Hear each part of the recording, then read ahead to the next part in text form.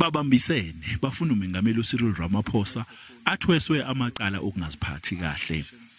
Lamaqembu ombusazwe ayisishiyagalombili azothatha izinyathelo zokwenza umengameli aphendule ngodaba lokuphanga eplazini lakhe Phala Phala.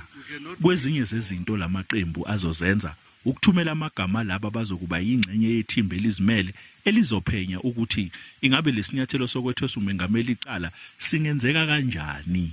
We will jointly and individually submit the names of former judges Mogoeng, Dikgang Moseneke, Bernard Ngwepe, and Yvonne Mokhoro to the Parliamentary Section 89 Independent Panel that will investigate the conduct of Mr. Cyril Ramaphosa.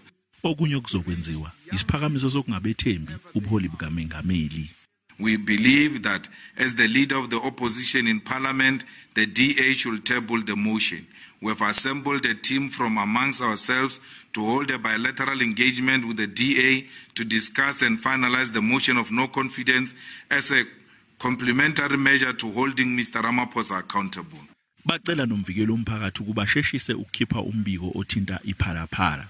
Bafuna nokuthi izikhungo ezilawula umnotho wezwe ziphendule imibuzo yokuthi ingabe umengameli wakudalula yini kuzo ukuthi kunemali yamadola asemelika eplazini lakhe. Phezukwalokhu lamaqembu ahlela nokubhikisha.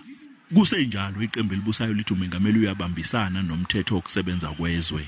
The African National Congress has been satisfied by what the president has really advanced out in public, his willingness to cooperate with all other processes.